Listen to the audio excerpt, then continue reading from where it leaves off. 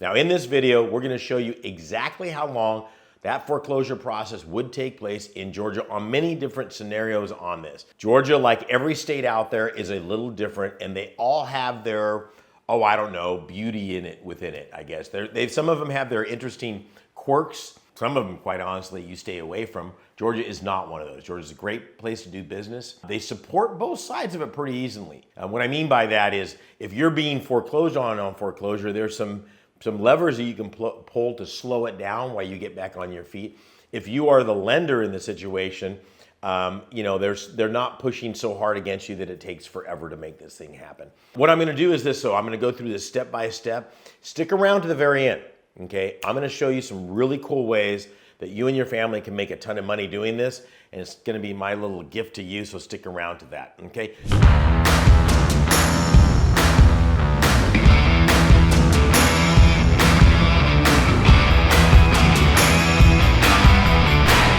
So let's just talk about Georgia. How does Georgia work? I got a bunch of information in here. Like anything out there, you have to understand the process.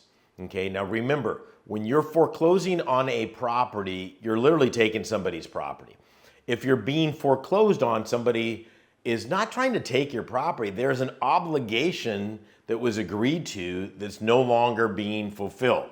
So you have to be delinquent at least 30 days before they can start filing a notice of default, NOD, on that. The nice thing about it, like with anywhere else, is during that notice of default, if you come up with a way to bring that up in current, that can stop everything on there. So I'm gonna give you two different sides of it. I'm gonna give you the borrower side and the lender side. If you're the lender on this, the last thing you wanna do is foreclose on the property.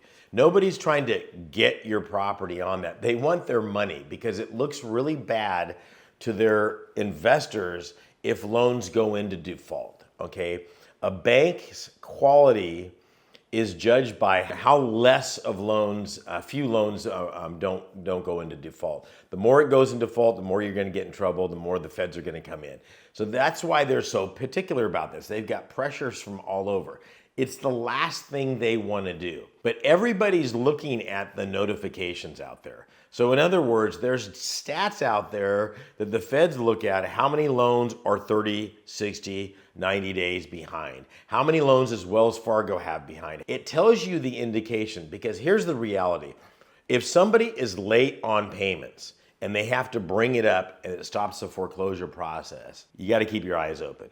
The likelihood of that going back into default in the next 6 to 12 months skyrocket. So those are leading indicators out there for banks and what have you. When you're looking at this situation, if you were the borrower and you were late, if something comes up, I don't know what it is, medical, whatever the loss of a job, it doesn't matter what it is. The sooner you get a hold of the lender on this, the quicker a resolution can be found without them having to go into foreclosure. Maybe there can be a different payment setup or whatever the case is. But like anywhere out there, you have to have notification, okay? So once a property goes into a late payment situation, okay, the lender has to send out an NOD, notice of default, okay? And then that starts that clock on, you got 90 days to do something, okay? Something meaning bring it up in current, work out new payment arrangements or whatever on that. Burying your head in the sand in the back is not one of those options out there.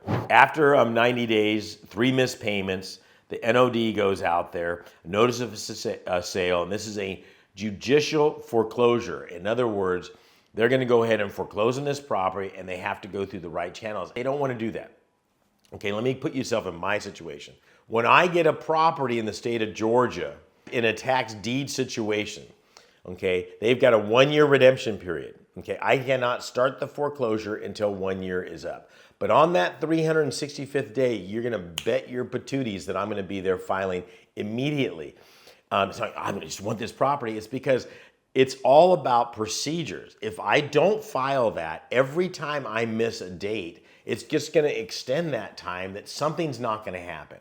Okay, so I want to give you an example. If I'm buying a property at a sale in Georgia, it's been delinquent already for 3 years. They get a 4th year before I do anything. If they haven't done anything in this time frame, it's probably not going to happen. There was a property that I looked at with the opening bid was $6,000, thereabouts. Okay, $6,000. We ended up paying $30,000 for the property. So if they didn't redeem to the county at $6,000, what are the likelihood of their redeeming at $30,000 plus a 20% penalty? Slim and none, as they say in the South, and Slim just left town. It's just not going to happen. So I want to file immediately, but here's the deal.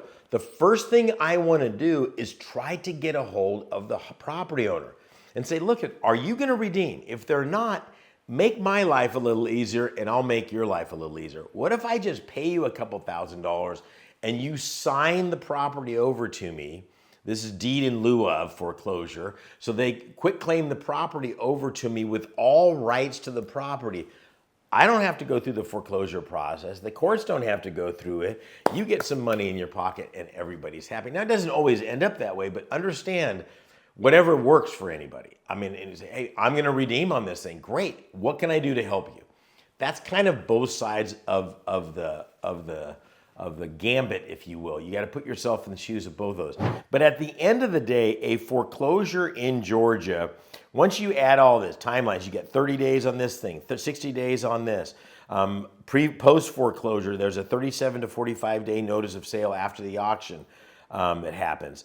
Loan modifications, all this stuff. Really, in all reality, you're looking at 4 to 6 months. So from the date I file foreclosure, and if I have to go through a judicial foreclosure because I got a non-cooperative or a non-existent property owner, it's going to take about 4 to 6 months, okay? Boo-hoo, okay? I just got a $250,000 property for $30,000. I can wait 6 months. But here's the thing. If that homeowner, okay, can come in and redeem, I want to make that happen. Okay, I'm not trying to sneak up on this. There's none of that stuff happening. And I get this question all the time. Sean, aren't you just taking somebody's property that's in a bad situation? Maybe you can look at it that way, but you please name another debt you can be delinquent on for 4+ years and nothing happens. Stop making a credit card payment. Stop making a house payment. Stop making a car loan.